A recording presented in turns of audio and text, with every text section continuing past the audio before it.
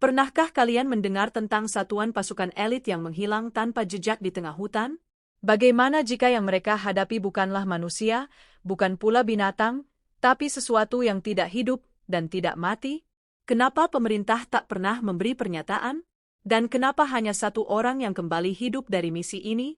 Ini adalah kisah nyata yang disamarkan. Karena jika disebutkan secara utuh, mungkin tak akan ada yang berani menyentuh tanah Kalimantan lagi. Langit malam tampak tenang di atas hutan Kalimantan, tapi di bawah sana, kesunyian berlapis ketegangan. 7 prajurit elit TNI bergerak dalam formasi rapi, menyusuri jalur sempit di antara akar pohon besar yang menonjol seperti urat raksasa. Misi mereka, menyelidiki hilangnya tim ekspedisi penambang emas ilegal yang sebelumnya masuk tanpa izin ke zona merah. Kapten Reza memberi isyarat berhenti. Diam. Ada suara, bisiknya. Semua terdiam. Yang terdengar hanya suara burung malam dan bisikan. Bukan bahasa kita, gumam Letnan Arga sambil mengangkat senjata. Dari radio, terdengar suara rusak. Pos Delta diikuti, makhluk bukan manusia, kami. Suara itu terputus. Kapten Reza menatap ke arah pohon beringin besar yang menjulang. Ada ukiran di batangnya. Simbol aneh. Terlalu simetris untuk karya manusia biasa. Seperti tanda peringatan. Jangan sentuh apapun, perintah Reza. Tapi satu prajurit, Yuda, penasaran. Ia menyentuh ukiran itu dengan ujung jari. Angin langsung berhenti. Daun-daun seperti tertarik ke atas. Langit gelap. Tiba-tiba, tubuh Yuda terangkat, membeku sejenak di udara, lalu ditarik masuk ke dalam tanah. Astagfirullah, teriak Arga. Reza mengarahkan senjata ke tanah, tapi tak ada yang bisa ditembak. Hanya tanah yang tenang. Seolah tak pernah terjadi apa-apa. Kita salah langkah, ucap Reza pelan. Kita sudah bangunkan sesuatu. Dan malam pun menjadi saksi. Mereka bukan lagi pemburu. Mereka adalah yang diburu. Langit belum berganti warna ketika tim mulai merapatkan barisan di tepi sungai kecil. Airnya keruh, seperti menyimpan rahasia yang enggan diungkap. Tak ada yang bicara sejak Yuda hilang. Bahkan burung pun tak berkicau. Kapten Reza memandang peta digital yang bergetar di genggamannya. Posisi kita sekarang tepat di zona larangan adat. Tapi peta militer tidak mencantumkan apapun di sini.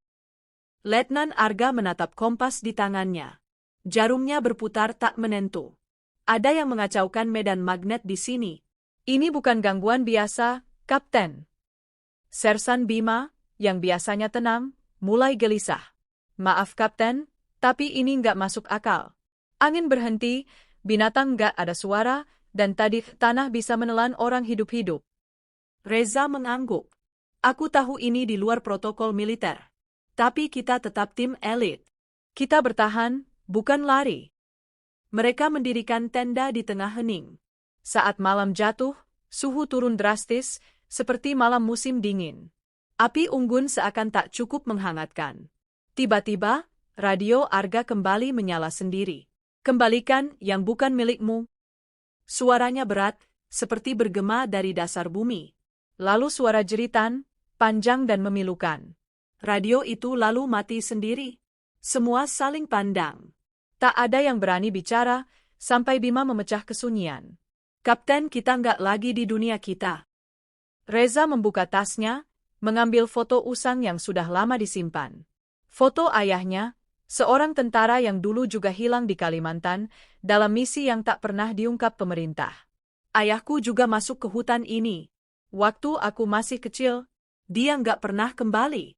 Aku pikir, ini hanya mitos. Tapi sekarang, aku rasa kita sedang mengulang sejarah yang sama. Arga menunduk. Ia lalu mengeluarkan benda kecil, buku kulit dari kakeknya, seorang tetua Dayak.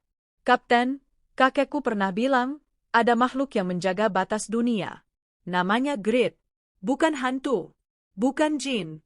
Tapi roh leluhur yang berubah menjadi penjaga bumi, karena manusia tak henti mencuri darinya. Reza menatapnya tajam. Lalu menurutmu, kita harus apa? Arga membalik halaman terakhir. Di sana tergambar simbol perlindungan dan kalimat dalam bahasa kuno. Kita harus mengembalikan yang bukan milik kita. Dan jangan pernah menyebut nama asli Grid, karena itu akan memanggilnya. Malam semakin sunyi. Api mulai padam pelan-pelan, seolah disedot udara dingin. Dan di kejauhan, terdengar suara seruling yang ditiupkan entah oleh siapa. Kabut tebal turun lebih awal dari biasanya. Putihnya menyelimuti seluruh barak, menutupi pandangan hanya dalam hitungan menit. Kompas tak berfungsi, GPS mati total, dan suara alam benar-benar lenyap. Ini bukan lagi hutan, ini seperti ruang hampa yang hidup. Kapten Reza memberi aba-aba senyap. Seluruh anggota tim kini memegang senjata siaga penuh. Tapi di dalam kabut itu, tak ada musuh yang terlihat. Hanya perasaan diikuti. Kapten, bisik Arga pelan, aku rasa kabut ini bukan alami. Ini cara Grid menutup medan. Kita di dalam wilayahnya sekarang. Langkah-langkah kecil terdengar di antara dedaunan. Bukan langkah manusia. Bukan binatang besar. Tapi sangat cepat dan berpola. Bima menoleh cepat. Ada yang lari di belakangku. Dua prajurit lain langsung mengarah senapan. Tapi saat kabut tersibak sebentar, hanya ada jejak kaki. Tapi bukan jejak biasa. Jejak itu bukan menekan daun ke bawah, melainkan membakar bentuknya dari atas. Kita nggak bisa terus seperti ini, kata Reza. Kita harus temukan pusatnya. Arga mengangguk, lalu mengeluarkan jimat dari kain merah kusam. Kakekku bilang, tempat Grid tinggal selalu ada tanda.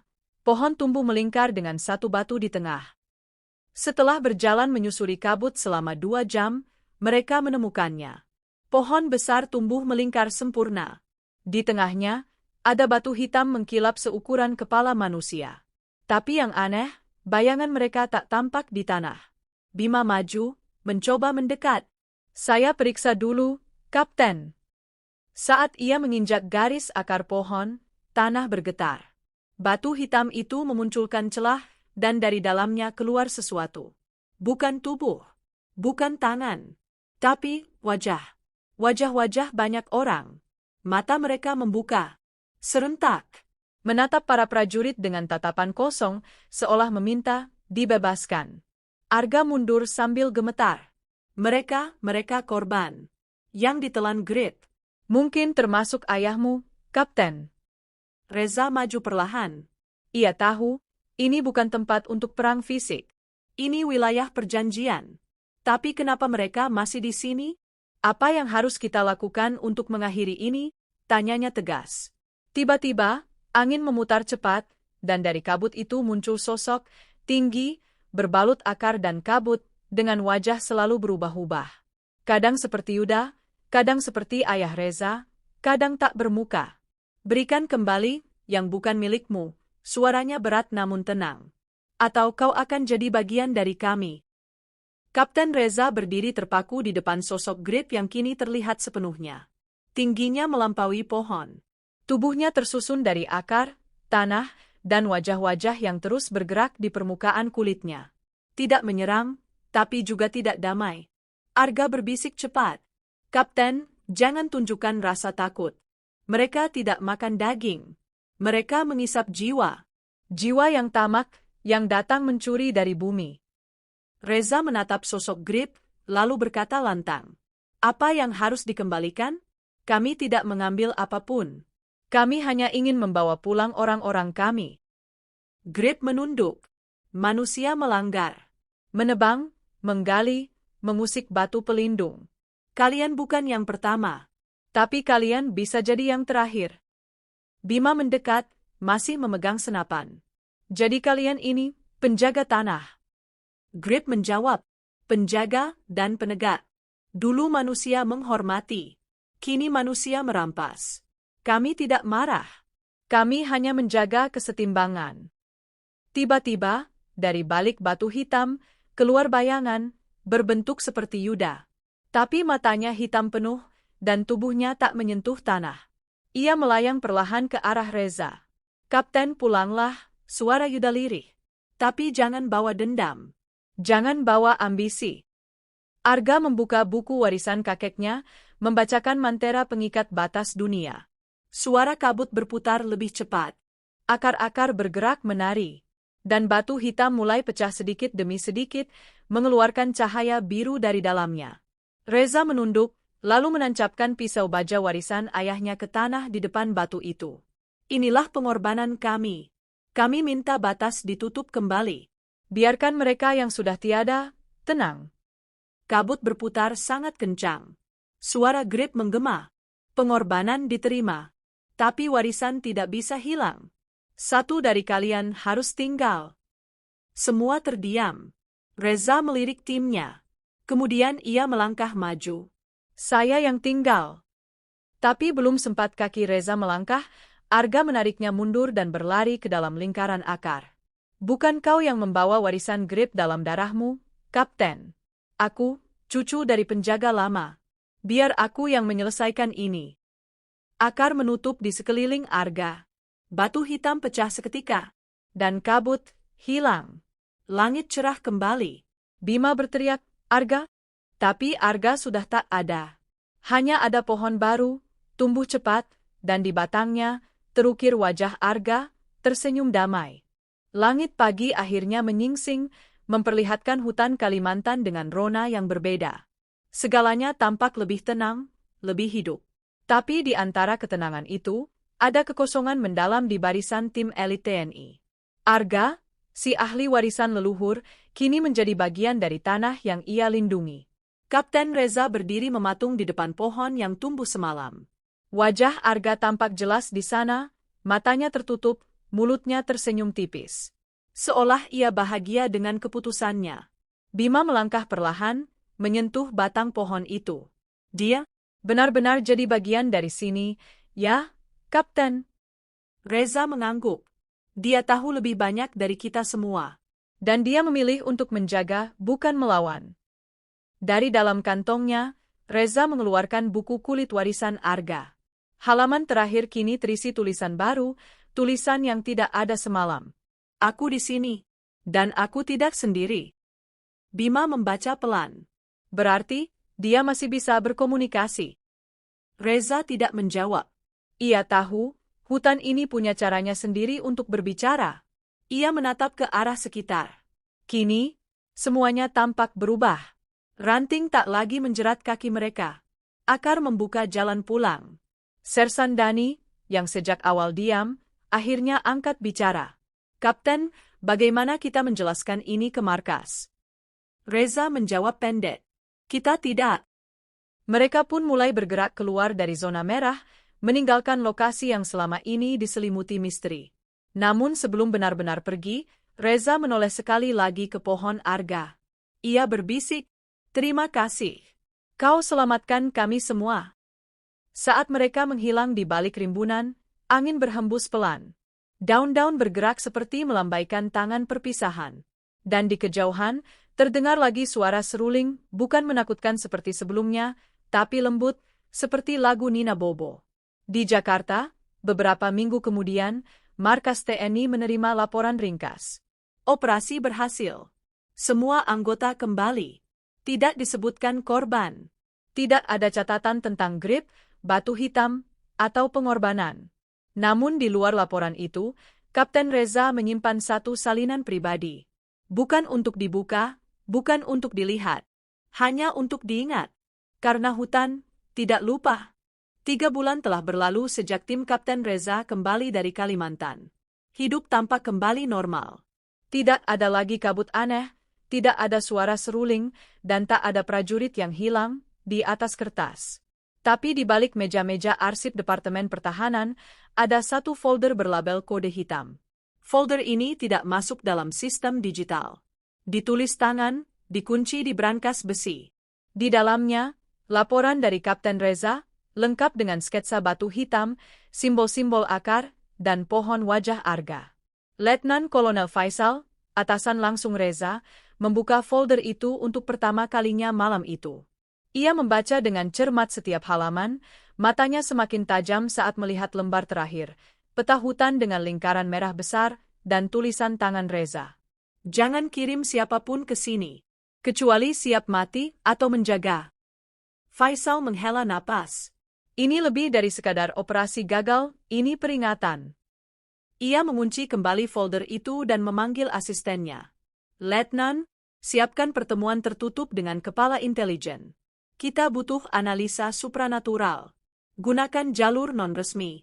Jangan sampai bocor ke media. Di tempat lain, Reza kini tinggal sendiri. Ia keluar dari dinas aktif, memilih menetap di sebuah desa kecil di kaki Gunung Halimun. Setiap malam, ia duduk di beranda, membaca ulang buku kulit Arga. Setiap kali membuka halaman baru, muncul tulisan baru, seolah Arga masih terus mencatat dari tempatnya kini. Suatu malam, halaman itu menulis sendiri. Mereka tidak hanya ada di Kalimantan. Reza menggertakkan gigi. Ia tahu, ini belum berakhir. Esok harinya, ia mendapatkan kiriman paket tak bertanda. Di dalamnya, hanya ada batu hitam kecil, potongan dari batu pusat grade, dan satu catatan kecil dengan tulisan tangan Arga. Jika mereka bangun di tempat lain, kau tahu apa yang harus kau lakukan. Dan sejak hari itu, Reza mempersiapkan sesuatu. Ia menulis ulang semua kejadian. Bukan untuk diserahkan ke militer, tapi untuk anak-anaknya kelak, jika suatu hari, bumi ini kembali menuntut penjaga baru. 7 tahun berlalu sejak Reza meninggalkan dunia militer. Ia hidup damai di desa, membuka ladang kecil, mengajar anak-anak mengaji, dan sesekali menulis di malam hari. Tapi kedamaian itu perlahan-lahan berubah. Ia mulai merasa gelisah setiap kali hujan turun. Tanah di sekeliling rumahnya seperti bergetar, memanggil. Pada malam ke-40 berturut-turut hujan deras, tanah di belakang rumah Reza runtuh. Dari dalamnya muncul akar-akar tua yang membentuk sebuah simbol yang sama seperti di batu hitam Kalimantan. Dan dari balik kabut tipis yang tak seharusnya ada di wilayah Jawa Barat, terdengar suara. Waktumu belum selesai, Reza? Reza menggenggam kalung kayu milik Arga yang ia simpan selama ini. Ia tahu, ini bukan kebetulan. Tanah sedang bicara lagi. Keesokan harinya, ia kembali menghubungi kontak lamanya, Letnan Kolonel Faisal, kini sudah menjadi kepala divisi intelijen khusus. Aku rasa mereka bangun lagi.